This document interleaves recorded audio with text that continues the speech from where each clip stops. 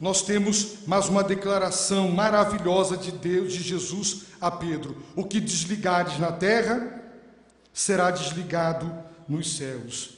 O que ligares, pois, na terra será ligado no céu.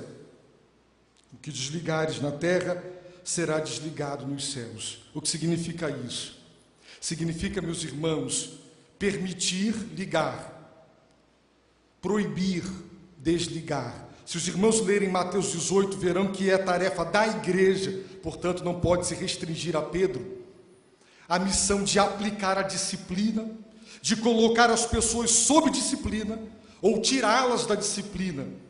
Cabe à igreja, meus irmãos, permitir ligar ou proibir desligar. A igreja julga a doutrina, a conduta moral. E se pastor e liderança, os líderes da igreja, aqueles a quem Deus deu a igreja, ao avaliarem uma doutrina, um ensino no seio da igreja, perceberem que ele não está em sintonia com o evangelho e com a palavra de Deus, cabe a eles desligar, proibir. Essa doutrina não pode ser pregada aqui, não pode ser crida, não pode ser colocada em prática aqui. É dever da igreja, meus irmãos, disciplinar, permitir. Se uma doutrina é bíblica, é genuína, é verdadeira, brota das escrituras, então permitir que ela seja pregada e ensinada no seio da igreja.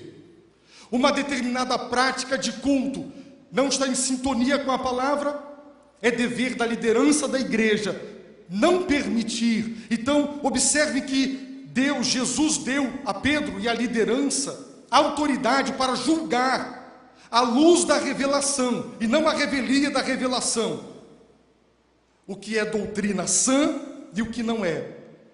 E ao perceber que não é, desligar, proibir. Mas não é só competência da igreja e da sua liderança permitir ou proibir em matéria de doutrina, mas regulamentar as questões de conduta ética e de conduta moral. À luz dos princípios bíblicos revelados, a igreja deve julgar se o caráter e a conduta dos seus membros estão de acordo com o evangelho.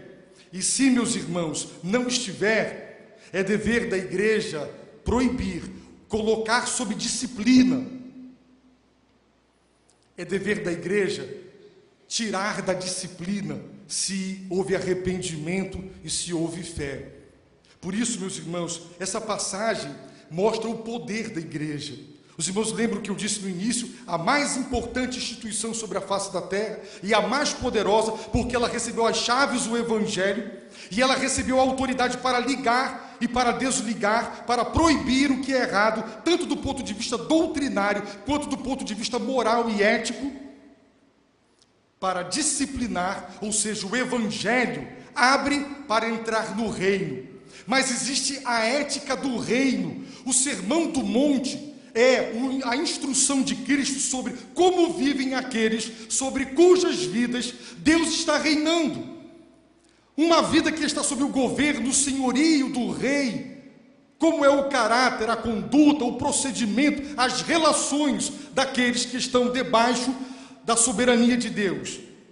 Portanto, as questões de disciplina, hoje tão desprezadas na igreja, elas são da máxima importância, porque se tem membros que estão desonrando o evangelho, o nome de Cristo, expondo o evangelho à vergonha, a igreja à ridicularização, cabe à igreja ligar e desligar. Agora, meus irmãos, além dessa autoridade, uma promessa. Sabe qual? O que ligares na terra será ligado no céu. O que desligares na terra será desligado no céu. Os irmãos estão percebendo a autoridade que Deus deu à igreja? Os céus endossarão, ratificarão, confirmarão as decisões que a igreja toma na terra. Mas observe uma coisa, aqui tem dois grandes e graves perigos. Primeiro, essa ordem, esta autoridade tem sido usada de maneira despótica, errada, ideológica, para justificar líderes que querem fazer o que bem entendem na igreja e acham que têm essa autoridade por causa deste texto, que podem fazer e desfazer, porque os céus confirmarão a terra. Mas observe que se a liderança tomar uma decisão de ligar, permitir ou desligar, proibir, mas essa decisão não estiver de acordo com o evangelho, o céu vai ratificar a decisão da terra. A autoridade da igreja é delegada. Se a autoridade da igreja é delegada, ela é representativa. Se a igreja age em nome do Senhor, ela não pode proibir o que Deus ordena, e ela não pode ordenar o que Deus proíbe. Ou seja, Deus só sanciona, só aprova, só vindica, só dá o seu aval no céu, quando sobre a terra a igreja toma uma decisão fundamentada na revelação. Portanto, quando uma doutrina está errada e o herege não quer se arrepender da sua heresia, a igreja tem que desligá-lo, proibi-lo de ensinar, de pregar, e se necessário excluí-lo da igreja, porque ele está adulterando a palavra. Aí o céu, meus irmãos, vai dizer: está endossado. É como um pai que viaja e delega autoridade para a mãe, e o filho, e a mãe pensa: bem, vou fazer o que eu quero, e ela faz muitas coisas que o pai jamais mandaria fazer, e quando ele chega, ela quer o apoio dele para coisas que ele nunca autorizou fazer. Será que os céus vão sancionar, vão ratificar decisões tomadas na terra, a revelia da palavra de Deus? Irmãos, nós muitas vezes usamos o nome de Deus em vão. Muitos querem usar a sua autoridade na igreja, para impor a sua vontade, porque são autoridade, têm esse poder que foi dado por Jesus Cristo. Mas é importante entender: se a igreja disciplinar uma pessoa que está em pecado, e essa disciplina for bíblica, genuína, baseada nas Escrituras, o céu vai sancionar, vai vindicar, vai confirmar. Mas se a igreja tomar uma decisão errada, ela excluiu, ela proibiu, ela disciplinou, por carnalidade, por picuinha, por briga, mas não tinha Bíblia, não tinha base na revelação de Deus, não vamos esperar que Deus endosse uma atitude tomada em oposição e contrariando a sua revelação, porque o céu não vai ratificar. Mas observem o poder da igreja. Quando a igreja é fiel a Deus, a sua palavra, e uma heresia surge, ou uma doutrina pecaminosa, ou um comportamento pecaminoso da igreja, e a igreja se reúne para desligar, para disciplinar essa pessoa, se ela se arrepender, a igreja tem autoridade, meus irmãos, de ligar, de readmitir. Observe em 1 Coríntios capítulo 5, e depois leiam 2 Coríntios capítulo 2. Os irmãos estão vendo Paulo no capítulo 5 de 1 Coríntios desligando, e vão ver 2 Coríntios capítulo 2 ligando. A igreja tem essa autoridade e Deus vai confirmar. O grande perigo que os líderes correm é fazer o que querem e bem entendem, pensando que Deus vai confirmar. Deus não confirma o que não mandou fazer. O outro grande e grave perigo é quando os líderes, os liderados dizem: o que me importa o que a igreja pensa? Eu desprezo a igreja. Para que eu preciso da igreja? A igreja me proíbe de pregar aqui, eu vou pregar em outro lugar. A igreja está me disciplinando porque eu estou em pecado, eu não estou nem aí para a disciplina da igreja. Há um desprezo, meus irmãos, pela disciplina, como se a igreja fosse uma mera instituição humana, como se a disciplina da igreja, feita conforme a palavra de Deus, não tivesse a ratificação do céu. A igreja tem a autoridade de Deus.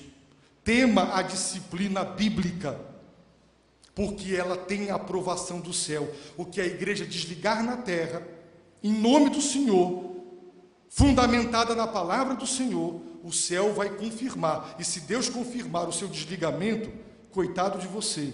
Então não despreze a igreja, não despreze a autoridade que Deus deu à igreja. Líderes, não queiramos impor nossa vontade, nos fazer valer das nossas posições para determinar as coisas e achando que Deus nos apoiará. Deus não apoiará nada, o céu não vai ligar e não vai desligar o que Ele não mandou fazer ou não fazer. A igreja é a instituição mais importante na terra e mais poderosa. O valor da igreja e a importância da igreja é que Cristo amou a igreja, sofreu e morreu por ela. Os apóstolos amaram a igreja, sofreram e morreram por ela. Nós devemos amar a igreja e sofrer por ela. Existem pessoas que dizem, se eu me aborreço na igreja, eu largo a igreja. Ninguém hoje quer sofrer pela igreja. Se eu enfrento problemas na igreja, eu abandono a igreja. Eu não amo a igreja, eu não quero sofrer pela igreja. Meus irmãos, essa não era a postura de Cristo e nem dos apóstolos. A igreja é da máxima importância, porque foi a igreja que Deus deu as chaves, o evangelho, e deu autoridade para permitir ou proibir a heresia e o pecado. Autoridade para aplicar a disciplina, colocar sob disciplina e tirar da disciplina. A igreja é muito importante aos olhos de Deus.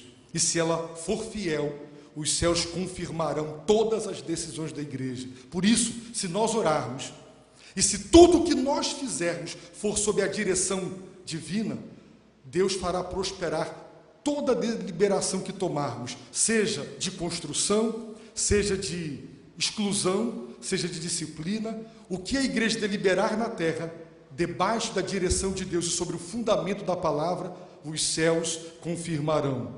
Eu pergunto, é ou não é uma instituição poderosa? É por isso que Satanás odeia a igreja. E é por isso que as portas do Hades, lideradas por ele, atacarão a igreja, porque ela é a única instituição que pode vencê-lo. Jesus disse a Pedro, sobre esta pedra angular e principal, eleita e preciosa, eu edificarei, eu construirei o quê? A minha igreja. A igreja é dele, é produto dele e não dos apóstolos. Observem que Jesus usou a palavra igreja pela primeira vez no Novo Testamento. A palavra igreja, que traduz a palavra grega eclésia, ela é utilizada. E eu expliquei para os irmãos que a palavra eclésia é composta de duas palavras, uma preposição ek, de dentro para fora, e kaleo, eu chamo. Portanto, o que é a igreja? É a reunião daqueles que foram chamados para fora. Vamos dar um exemplo.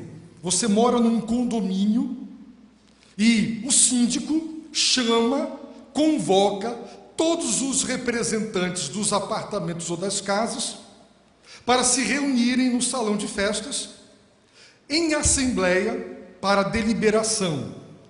O que é a igreja? A igreja é essa assembleia, é essa reunião, é esse povo congregado para tomar deliberações.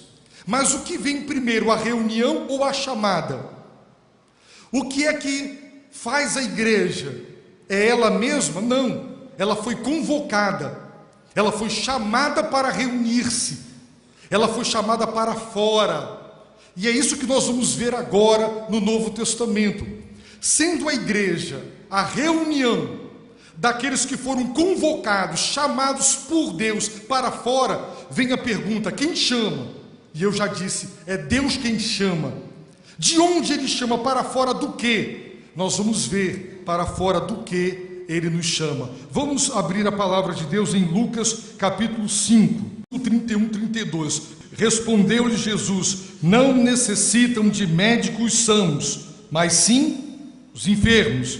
Eu não vim chamar justos, mas pecadores ao arrependimento. Quem Jesus veio chamar? Igreja são aqueles que foram chamados para fora.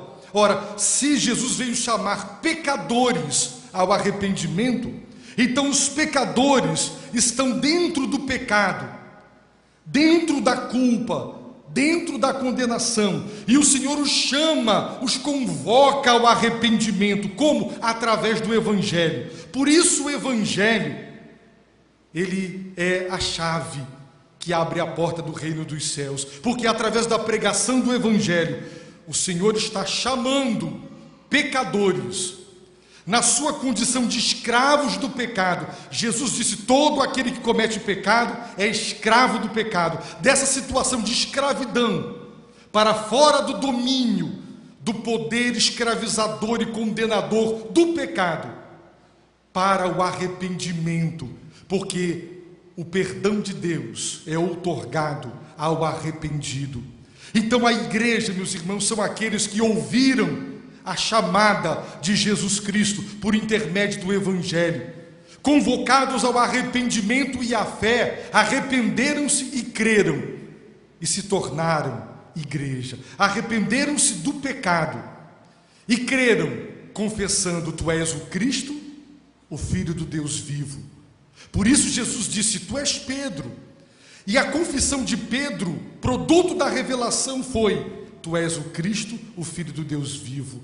Jesus está chamando a humanidade, meus irmãos, ao arrependimento e à fé, ao arrependimento do seu pecado e à fé que ele é o Messias, o Cristo, o Filho do Deus vivo. Porque Jesus disse, através do Evangelho de João: quem crer que ele é o Cristo, o Filho do Deus vivo, viverá vida eterna. Portanto, a igreja, ela é produto da chamada divina. A igreja não tem existência própria. O fato de pessoas se reunirem não as transforma, aquelas pessoas e aquela congregação, em uma igreja. Se elas se arrependeram e creram, então a reunião dos que se arrependeram e creram é a igreja. Aqueles que foram chamados do pecado e da incredulidade ao arrependimento e à fé em Jesus Cristo. Nasce a igreja. A igreja nasceu sobre a confissão de Pedro: tu és o Cristo, o Filho do Deus vivo. E sobre esta pedra, Jesus e os apóstolos, a igreja é edificada pelo mestre de obras, o Senhor da glória, o Senhor Jesus Cristo. Vamos ver, em segundo lugar, para o que Deus nos chamou. Vamos abrir em Romanos capítulo 1, versículo de número 6. Entre os quais está se referindo aos romanos, entre os quais se referindo aos gentios. Portanto, os romanos eram gentios, entre os quais também vós, chamados para serdes de Jesus Cristo, chamados para pertencerem a Jesus Cristo. O que é a igreja? São aqueles que foram chamados para o quê? Para pertencerem. Como? Por redenção. Todos são de Deus, porque são criaturas de Deus. Mas, meus irmãos, nem todos são filhos de Deus. O apóstolo Paulo, esse mesmo servo do Senhor, ele disse assim para os líderes da igreja de Éfeso: cuidai, pois, de vós mesmos e de todo o rebanho sobre o qual o Espírito Santo vos constituiu bispos, para apacentardes a igreja de Deus, que ele adquiriu com seu próprio sangue. Apacentar a igreja que ele adquiriu com seu próprio sangue. Somos chamados para pertencer, para ser de Jesus Cristo. Quando cantamos o hino, eu sou de Jesus, você está dizendo: eu sou criatura dele, porque ele me fez, e eu fui redimido por ele, eu fui comprado por ele, eu sou dele. A salvação é descrita no Novo Testamento como redenção. Redenção é libertação mediante o pagamento de resgate. Por isso Paulo diz aos coríntios: fostes comprados por bom preço, glorificai a Deus, pois, deste corpo, fostes comprados, sois de Jesus Cristo. Então, o que é a igreja? São aqueles que foram chamados para pertencer, para ser de Jesus Cristo. Em terceiro lugar, primeiro fomos chamados ao arrependimento e à fé, chamados do pecado para o arrependimento e da incredulidade para a fé. Em segundo lugar, para pertencer a Jesus Cristo. Em terceiro lugar, para ter comunhão com Jesus Cristo. Vamos abrir em 1 Coríntios, capítulo 1, verso de número 9. Fiel é Deus, pelo qual fostes chamados. Deus é fiel, pelo qual, através de Deus, fostes chamados para a comunhão de seu Filho Jesus Cristo, nosso Senhor. Meus irmãos, nós não estávamos em comunhão com Jesus Cristo, nosso Senhor. Não havia união, não havia harmonia entre nós e Ele, porque não há comunhão entre a luz e as trevas. No entanto, Ele nos chamou para a comunhão. Nós estávamos numa situação, meus irmãos, de desarmonia, de desunião com Jesus Cristo. E Deus, pelo evangelho pregado, disse: saia da rebeldia, da desarmonia, venha para a comunhão, venha ter comunhão com Jesus Cristo. Por isso, meus irmãos, nós escutamos o apóstolo João dizendo de uma maneira tão linda: sim, o que vimos e ouvimos, isso vos anunciamos. O que? O evangelho, para que vós também tenhais comunhão conosco. E a nossa comunhão é com o Pai e com o seu Filho, Jesus Cristo. 1 João, fomos chamados à comunhão com Deus o Pai, com Jesus Cristo e com os irmãos. Ser igreja, meus irmãos, é responder positivamente à chamada de sair de uma situação de desunião e de atrito com Deus o Pai e o Filho e com as pessoas, e para ter comunhão com Jesus e com os cristãos, com a própria igreja. Isso é igreja, chamados para viver em comunhão. Por isso, eu sou responsável, porque fui chamado, convocado para viver em comunhão. O que quer que na minha vida obstrua a minha comunhão com Jesus, eu tenho que tirar, porque se eu fui chamado para viver em comunhão com Ele, e se o pecado rompe a comunhão, se a minha maneira de ser na igreja rompe a comunhão no corpo de Cristo, eu tenho que ser fiel à chamada divina, porque é ela quem nos constitui igreja. Não fomos chamados, meus irmãos, para viver em desunião, em desordem, com atritos, nem com Jesus e nem uns com os outros. Ora, se eu fui chamado para viver em comunhão com Cristo, e se o pecado rompe a minha comunhão com Ele, eu não fui chamado para viver uma vida de desobediência, mas uma vida de obediência, porque é a obediência que mantém a nossa comunhão. Deus diz, através do profeta Amós: andarão dois juntos, se eles não estiverem de comum acordo. Por que as pessoas se separam? Porque elas não estão em comunhão. Há uma incompatibilidade, elas não conseguem andar em comunhão. O atrito, a desordem, a confusão é maior. Fomos chamados para viver em comunhão. Igreja é isso. Comunhão com o Senhor Jesus e com o Pai, e uns com os outros. Fomos chamados também, meus irmãos, para a liberdade. Vamos para Gálatas capítulo 5.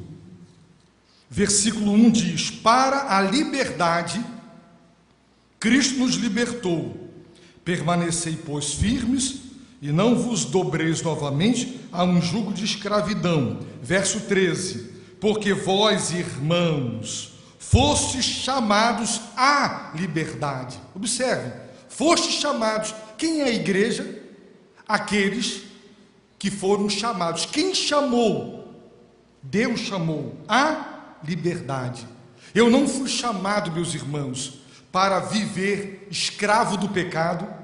Eu não fui chamado para ser escravo desse mundo corrupto e pecaminoso. Eu não fui chamado, convocado para ser escravo de Satanás. Ao contrário, nós estávamos numa condição de escravos do pecado, escravos do mundo e escravos de Satanás. E Ele nos chamou para fora, eclésia, a reunião dos que foram chamados, convocados por Deus para a liberdade. E Paulo diz: não usem da liberdade, confundindo liberdade com libertinagem, Fomos chamados para a liberdade do pecado, do mundo de Satanás, mas para viver debaixo do senhorio de Cristo. Essa é a verdadeira liberdade. Portanto, nós não podemos ser escravos de nada, porque fomos chamados à liberdade. Os irmãos observem bem o versículo 8 agora de Gálatas 5:8. Esta persuasão não vem daquele que vos chama. Observem, havia uma influência judaizante na região da Galácia, para que aqueles que haviam se convertido e batizado agora se submetessem à circuncisão. E Paulo está dizendo: se vocês se deixarem circuncidar, vocês decairão da graça. E ele está dizendo: essa persuasão, essa influência para que vocês se circuncidem, não vem daquele que vos chama. Quem é que chama? Deus. É Deus quem chama, é a chamada que nos torna e nos transforma em igreja. Antes de haver a reunião, tem aquele que a convocou. Por isso que na Bíblia os irmãos encontrarão a igreja de Deus, a igreja de Cristo, pertence a Ele, porque Ele a convocou. Só Ele tem autoridade para convocá-la. E Ele nos chamou do pecado e da incredulidade para o arrependimento e para a fé. Ele nos chamou, meus irmãos, para pertencermos, porque Ele nos comprou com seu sangue. Ele nos chamou para a liberdade, para a comunhão e para a liberdade. Agora, Ele nos chamou para a paz. Vamos abrir em Colossenses, capítulo de número 3, verso 15. E a paz de Cristo, para a qual também fostes chamados. Observe, a paz de Cristo. Nós também fomos chamados para a paz de Cristo, onde? Em um corpo, ou seja, eu fui chamado para a paz de Cristo. A paz de Cristo não é aqui a paz interior, a paz de espírito. É a paz que significa a superação da guerra. Romanos 5:1. Justificados, pois, pela fé, o que é que nós temos com Deus? Temos paz com Deus, porque antes estávamos em guerra, em litígio. Deus contra nós, a ira de Deus contra nós, o Deus, nosso próprio inimigo, a ira de Deus contra nós, mas pela justificação, pela graça, por meio da fé, temos paz. Acabou a guerra entre Deus e os homens. Fomos chamados também, diz o texto bíblico, à paz de Cristo em um corpo, ou seja, não só a sairmos daquela situação de guerra, de litígio, de inimizade contra Deus, mas também essa paz, essa reconciliação com Deus, é também uma reconciliação, uma vida reconciliada no corpo. Ou seja, aquele que diz: eu não estou mais em guerra com Deus, eu estou reconciliado com Deus, não pode viver brigado com as pessoas. Confusão, desordem, briga, desunião, divergência no seio da igreja significa uma traição da nossa chamada. Fomos chamados para viver em paz com Deus, e o que tirava a paz com Deus era a nossa condição de pecadores culpados e condenados, justificados, absolvidos e perdoados por Deus, por causa da justiça de Cristo atribuída e imputada a nós, ou seja, considerada nossa, como se fosse mérito nosso. Nós somos salvos, não é verdade? Justificados. Então estamos em paz com Deus, mas em um corpo.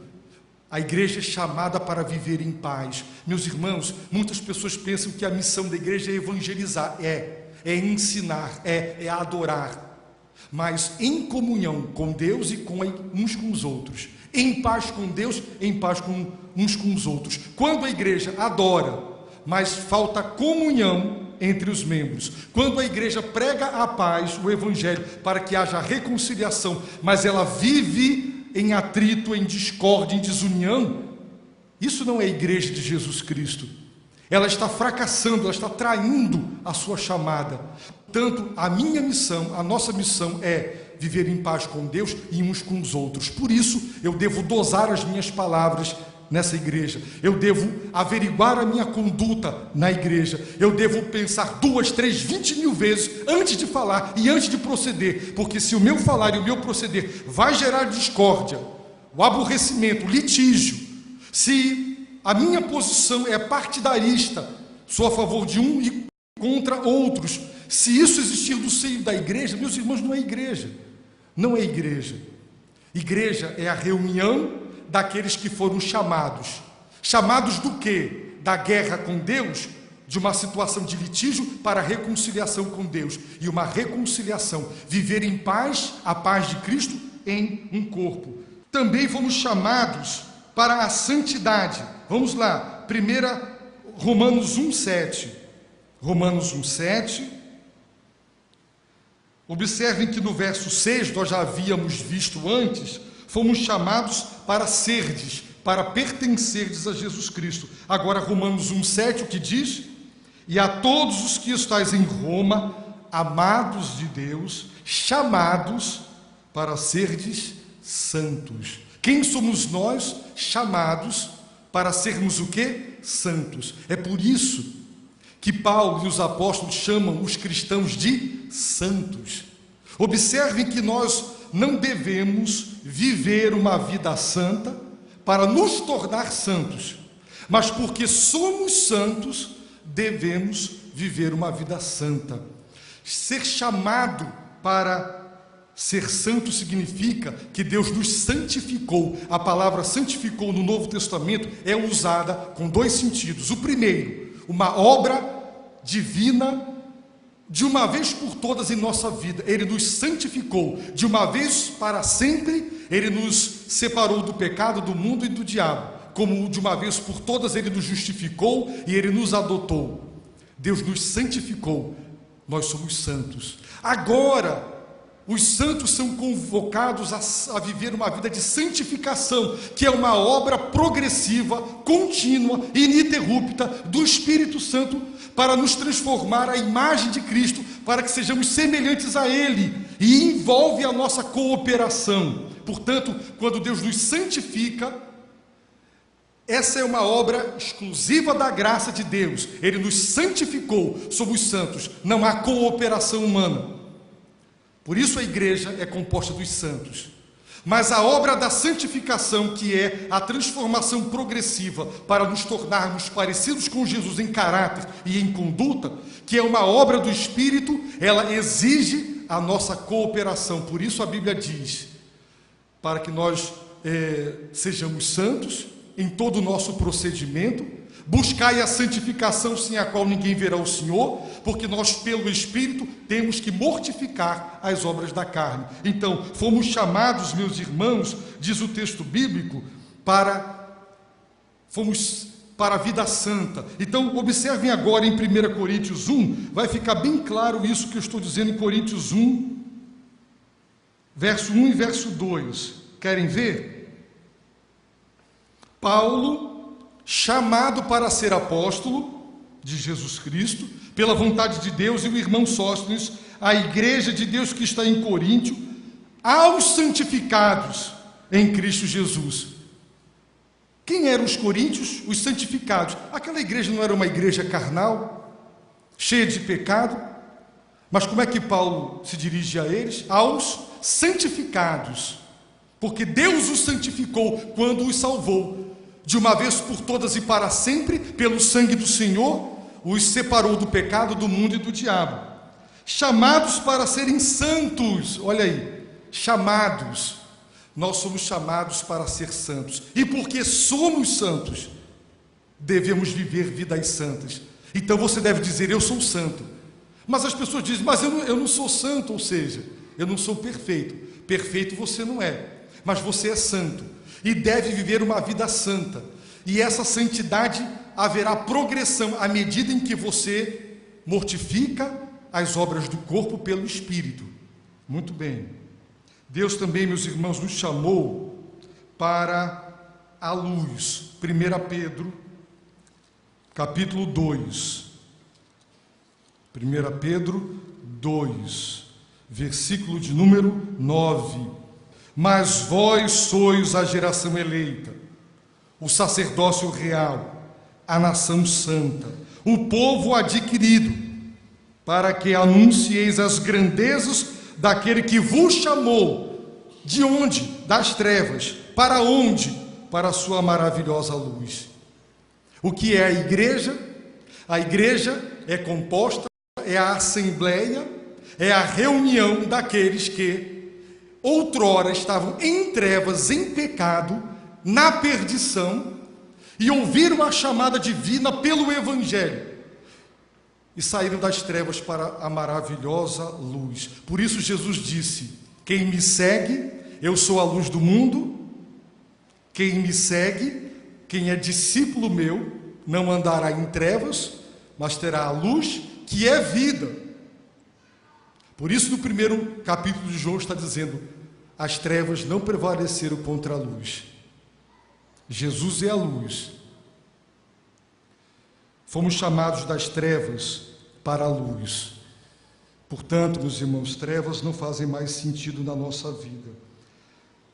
Chamados, meus irmãos, para sofrer. Essa ninguém gosta, nenhum de nós. Igreja é composta daqueles que se reúnem e foram chamados, sabe para quê?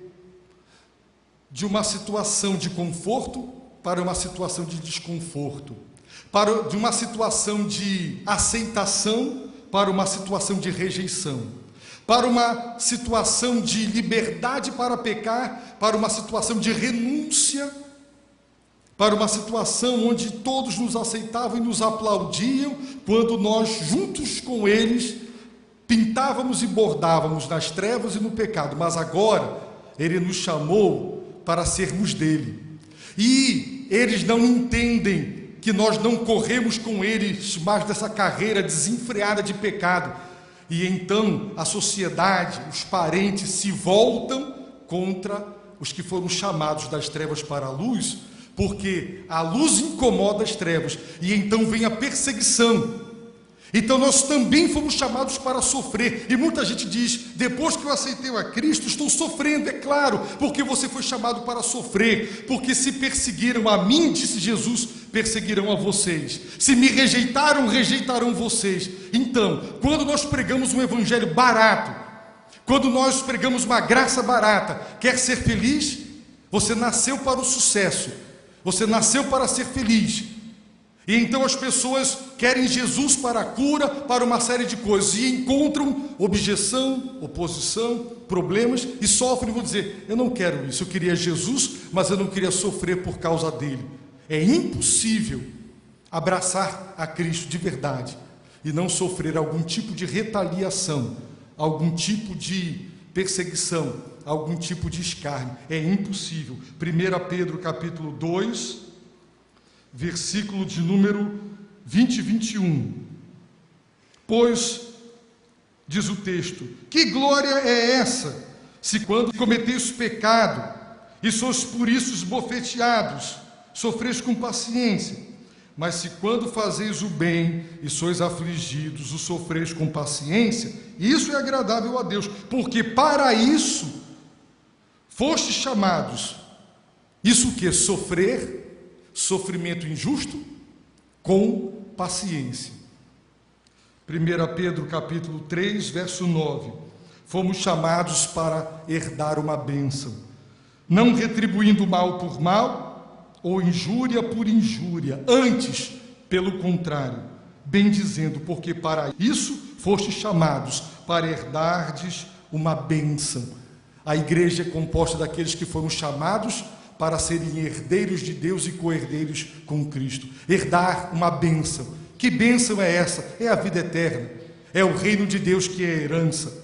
E em último lugar, 1 Pedro 5, versículo 10. E o Deus de toda graça, que em Cristo vos chamou à sua eterna glória. Ser igreja é ser chamado para a eterna glória de Deus. O produto final, a consumação da obra da salvação é a glorificação, quando Deus removerá a própria natureza pecaminosa do nosso ser. Seremos perfeitos. Por isso Pedro diz na sua segunda carta que Deus, por suas grandes e preciosas promessas, nos chamou para participarmos da natureza divina. Os irmãos imaginam isso? É a glorificação. chamados para sermos glorificados, voltarmos ao estado de Adão, perfeitos, isentos de pecado. Adão podia pecar, mas a glorificação, até essa possibilidade de pecar nos tirará. Nunca mais haverá queda quando Deus nos glorificar. Meus irmãos, isso é ser igreja. Ser igreja é ser chamado. Os chamados se reúnem. Os irmãos observem que se não tiver reunião não tem igreja, mas se não tiver chamada não tem reunião. Então tudo começa na chamada. É Deus quem chama, como pelo Evangelho. Os chamados do pecado, da guerra, da inimizade, tudo, eles são chamados para se reunirem. Por isso não existe crente em casa, domingo de manhã e domingo de noite. Não existe crente no banho, domingo de manhã e de noite. Não existe crente, meus irmãos, em qualquer outro lugar. Você está de férias, domingo, vá a uma igreja, onde você estiver. A igreja é chamada. Nós vimos do quê?